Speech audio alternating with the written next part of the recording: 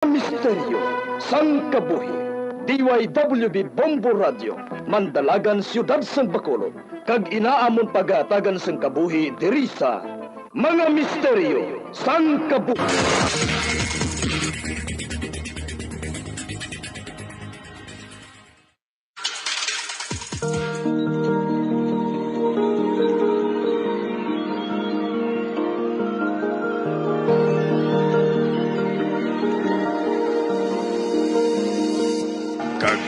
Kasagpon sa taon matahong sa bilanon sa taon palatuntunan, mga misteryo sang kabuhi.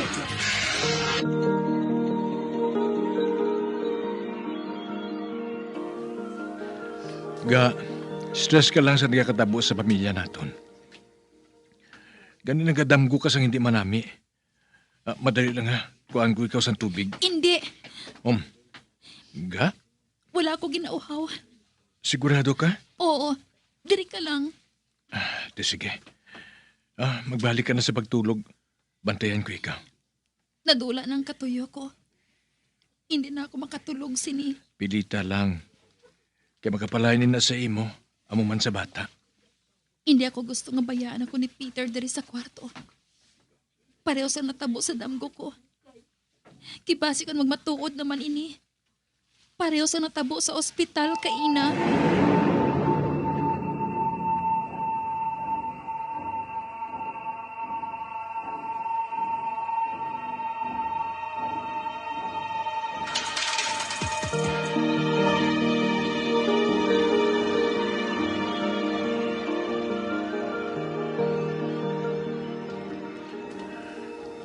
Nano ka? Nga nagabugtaw ka pa? Hindi kita ako makatulog. Ginapananaw kong babae sa akong damgo. Nakadlok ako, Peter. Babae? Sino nga babae? Kag ano ba lang gindamgo mo, ha? Magpamati ka. Kaya isugid ko sa imo.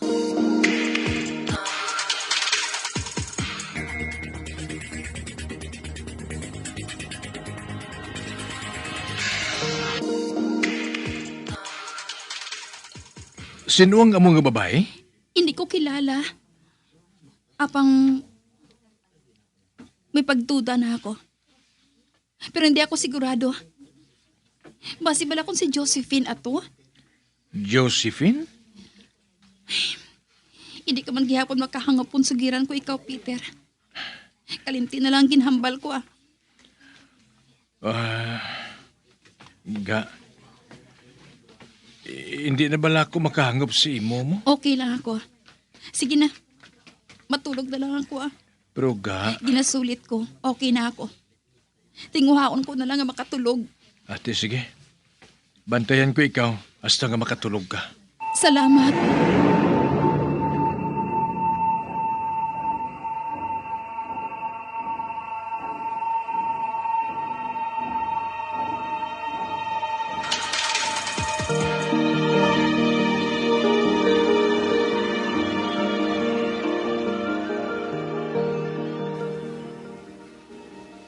Una pang natulugan si Peter sang sakon.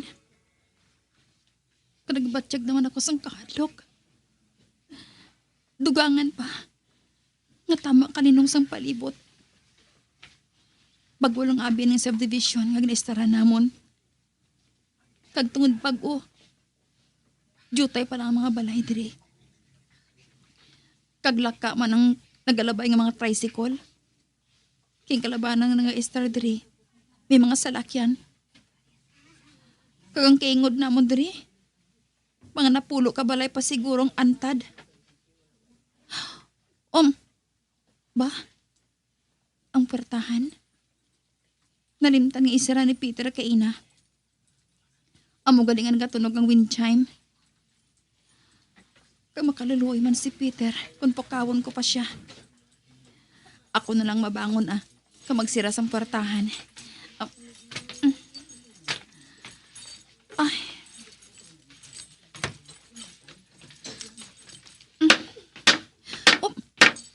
Ano ina? Dumi nagpamulpog. Dumi ginalansangan. Kagdran naghahalin sa kwarto. Ngagnatiga na naman kay Netnet kung makagwa siya sa ospital. Apang imposible man nga sa ibang nga balay maghalin ina. Kay wala man sang gina-construct nga balay malapit diri sa amon. Sigurado nga si Celia nagapamulpog. Apang, ano man abing buhaton niya sa kwarto ni Netnet? Ang pa, magwa ko diri sa kwarto ah. Ay. Celia? Celia? Malabay ako sa kwarto ni Noynoy. Lantawon ko kunara si Celia. Aring kwarto nila. Buksan kong partahan. Oy, si Noynoy? Nagkakatulog sa kuna niya. Palapitan ko siya. Wala si Celia? Buot silingon. Siya nagapamalpag nga to sa kwarto ni Netnet. Kadtuan ko siya.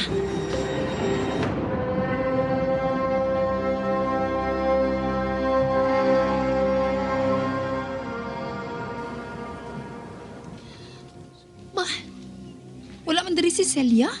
Sa baylo. Makita kong isa ka lalaki na nagasuksok sang bayo nga pula. Kag panulo ko. Ito mga 50 anyos pa lang siya. Nagatalikod siya sa akon. Nagaluod siya sa tuong nga bahin sang hiligdaan ni Netnet. Kag ginuuyatan niyang martilyo. Ay! Ay! Diyos ko! Ang ginapulpog niya. Isa ka sulto rito nga nagahigda sa salog kag dugoon. May kadenang mga tiil. Kag pila kabilog nga lansang nang nalubong sa lawas niya. Nagamudlo ang iya mga mata. Kawalan na sang kabuhi. Hindi! Hindi!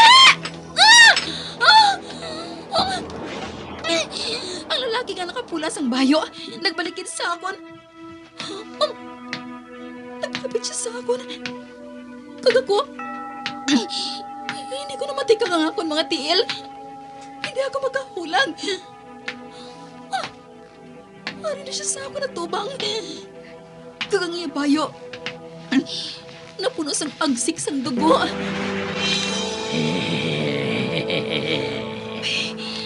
Nag-isip siya. Hindi! Ginto niya sa akon ang tang lansang. Lansangan niya ako? Hindi! Hindi! Hindi!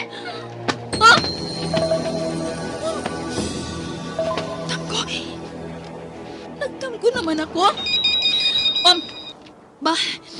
Ang telepono.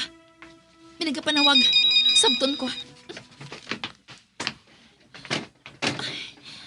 Hello? Oo. Ako ini. Nga aman? Ano? Si Jay Saling? Ho! Ara na ako. Makadto ako dira sa bunggid.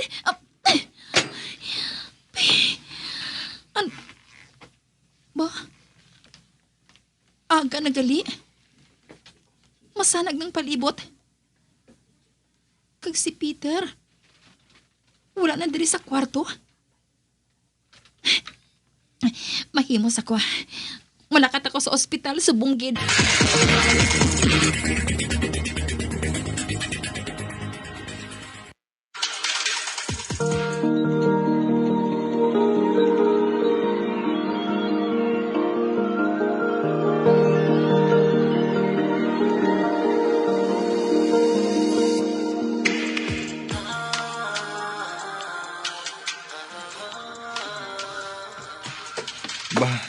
Silday na nagapanaog sa hagdanan, Ga? Oh, nagabugtaw ka na gali? Bay, nakailis ka. Malakat ako sa ospital sa bunggid. Uy. Pinatabo ko no kay Chay Saling. Ha? Nano siya? Nakita siya kuno nga nagahigda sa guwasang kwarto ni Netnet. Bay. Wala siya sang pangalibutan. Kamay pilas kuno siya sa agtang. Ano? Nga may pila siya sa agtang, ha? Wala pa nahibalaan. Kag wala pa kuno siya naumpawan tubtob subong. Ako na mo sina, updan ko na ikaw, ha? Ako na lang madala sa salakyan. Hindi na. Diri ka na lang. Mantayin na lang si Noynoy. Si Celia gali, diin siya. Ginsugo ko siya. May ginpabakal ako sa convenience store da sa sagwas ng subdivision. Ako na lang ang malakat Bantay isang maayos si Noynoy ha. Kung mag-abot si Celia, hambalagid ha. Ngayon di basta-basta lang ang magpasarod sa kay kung sino. I-check gini niyo perming pertahan. Kinahanglan, nakalak gini na permi ha.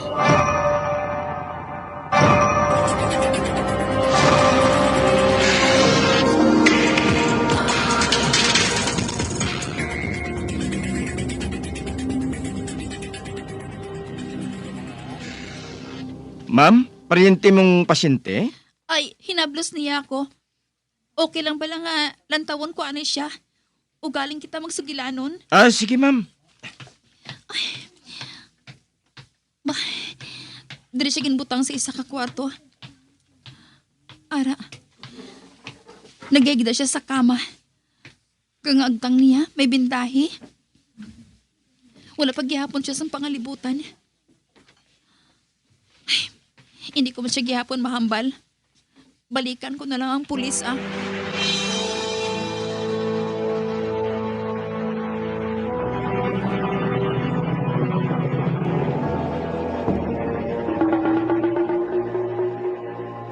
Ma'am, tungod wala gihapon nakabugtong ang tiya mo, kag wala kami sang makuha nga informasyon sa iya. Nantaon na namon ang CCTV footage diri sa ospital. Pwede bala ako nga makaupod? Pwede gid ma'am. Sige, maupod ako kamusta galing akon anak? Okay naman siya. Wala sang malaing nga natabo sa anak mo. Hindi ka lang magkabalaka.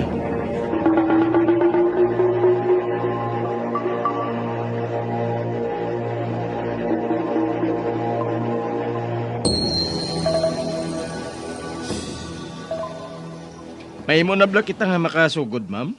Sige sir, palihog. Sir, masugod na kita. Okay, sir.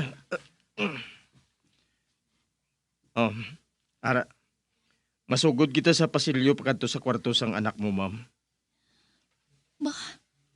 Malinong. Wala sang tao sa palibot. May babae lang nga hinali nagpakita. Nagadalagan siya pagkanto sa kwarto sang anak mo. Babae? Nagasuksok sang puti nga bestida. Apang tama kahigko. Kag nagatiil lang siya. Ara, ginbuksan niya ang pertahan sang kwarto. Ato, nagsulod siya. Kag ginsira liwat ang pertahan. Hindi makita sa CCTV kung anong ginabuhat niya sa sulod, sir. Wala na makuhaan. Si Choy Saling, siya na nagapakadto sa kwarto sang anak ko Siya ina. Ara, ginbuksan niya ang pertahan. Makita sa naong niyang kakibot. Nagsinggit siya. Kag natumba. Nagtupa ang agtang niya sa salog. Amo siguro inang ginbangdan sang pilas niya sa agtang. Ara, nagwa ng babae. Kag nakita sa kamerang nawong niya. Ato na siya. Nagdalagan palayo. Ma'am, kilala mo ba lang amo nga babae? Sa nadumtuman ko, sa akong damgo, siya ang nagsilinga. Ari na sila. Excuse anay ma'am ha. Sabton ko anay ang tawag nga ini. Yes? Okay. Sige, maabot kami dira. Bye. Ma'am, may nakita ko nung nga babae nga parihugit ang description sang babae nga ara sa CCTV. Pwede ka ba lang makaupod sa amon sa presinto? Ate, sige. Ay, hindi ko mahangpan. Kung nga mo sining kakulba nga ginabatsyag ko.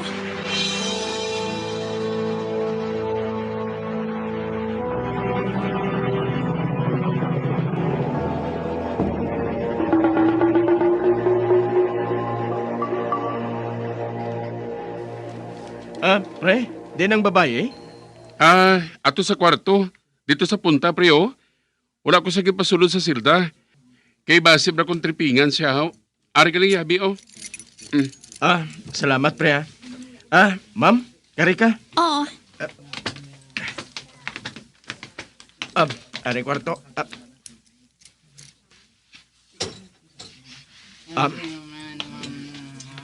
Oh, dali ka magsulod ka, ma'am. Oo. Ba? Ari matudang babayi? Oh, naguntat siya sa pagkumod-kumod sa makita niya kami. Oh, ako lang gintulok niya. Wala siya sang labot sa kaupod ko. Sir, palapitan ko siya ha. Basit delikado, ma'am. Hindi. Okay lang ako.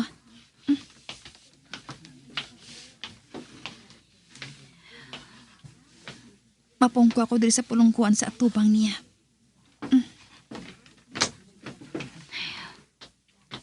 May kaupod ka. Gusto mo bala nga pahalinon ko para makasugilanon kita sa maayo? Kristal man ang dingding sang kwarto nga ini. Wala man siguro sang problema. Kung paugaon ko lang ang kaupod ko nga pulis. Sir, may mabala nga babayaan mo anay kami sa makadali. Ma'am? Palihog lang. Ate, sige, ma'am.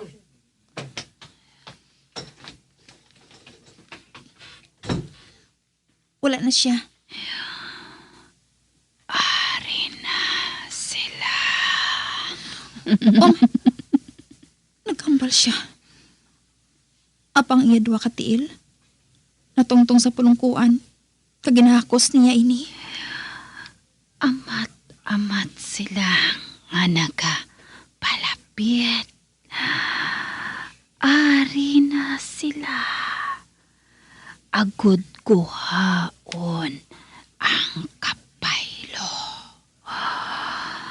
Ang imo kalag. Hindi makato sa langit. Ano ba lang ginapanghambal mo? Hindi ako makahangop. Ari na sila. Amat-amat nga nakapalapit. Ang imo gusto na angkon mo. Ari sila. Ako't magkuha sang kapaylo. Ang imo kalag. Hindi makato sa langit.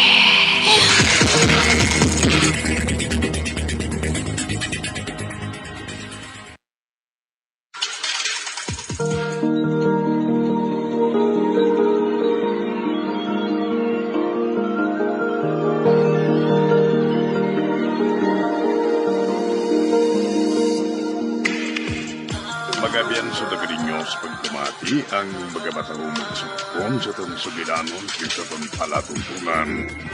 Mga misteryo sa kabuhi. Bombo Radio Philippines. Patuloy na #1 sa drama. Basta Radio Bombo!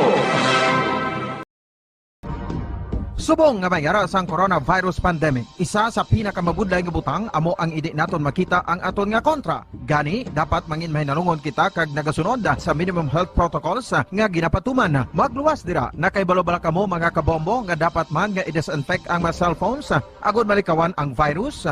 Santo sa pagtuon, ang isa ka typical nga cellphone user ang nagtandog sang cellphone sang 2,617 ka beses kada adlaw. Apang kon extreme cellphone user ka naman, ginatandog mo ang imo gadget sa masobra sa 5,400 ka beses sa isa ka adlaw. Paano i-disinfect ang mga cellphones? Una, dapat i-shutdown ini anay kagkuhaon sa case antislimpyuhan. Sunod, bason ang tela sang tubig nga may lakot nga habon o kon rubbing alcohol. Pwede man magamit sang wet wipes nga may 70% isopropyl alcohol. Gamit ini, trapuhan ang screen, likod kag kilid sang cellphone. Siguraduhon nga wala sang moisture nga magasulod sa mga port. Syempre, limpyuhan man ang phone case antes ibalik diri ang cellphone. Ang pagbinuligay sa tiun sang pandemya tuman ka importante. Apang antes kita makabulig sa iban, unahon naton anay atipan ng aton tagsa kakaugalingon. You cannot take care of others if you do not take care of yourself. Base sa World Health Organization o WHO, na sa tiun karon sang pandemic, madamo ang naigo sang stress. Pila sa masanag nga mga emotional symptoms nga maangon sa stress gnakipansang pagbatsyag sang kahadlok, pagkasubo, kag kaakig. Sa bahin sang physical symptoms, nagabatsyag sang pagkasakit sang ulo, may kabudlayan sa pagtulog kag pagkaon. Sa bahin sang behavioral symptoms, nagakadulaan na sang gana o kon motibasyon sa pagtrabaho. Nagataas ang pag-usa sang alcohol o kon drugs, kag wala na nagatambong sa mga ginapakigbahinan sa nga religious, spiritual practices. Magun sini, iyari ang pila ka mga panugyan sang WHO agud nga makalikaw kita sa stress. Lingawon ang kaugalingon, pinaagi sa paghimo sa mga aktibidad nga imo gina-enjoy kag ginakaluyagan, kaangay sang pagbasa, pagkulokanta, pagsaot, pagluto, gardening, kag iban pa. Mag-exercise physically every day, magtulog sang temprano or getting enough sleep, eat well, kag ang pinakaimportante sa tanan, magpangamuyo. Mga kabombo, yari si Monsignor Felix Pasquin sang Our Lady of Candles Parish Capitol Heights sa iya imbitasyon sa pag-upod sa Santos nga Misa live sa Bombo Radio. Sa aton mga kabombo, tungod sa pandemic COVID-19, ang aton nga mga tumuluo, labi na gid ang mga senior citizens kag ang mga kabataan nga alangon pa, pangabay nga hindi mag-intra sa pagtinipon-tipon. Kag isa na dira amo ang pagkadto naton sa simbahan sa pagsimba. Apang kamo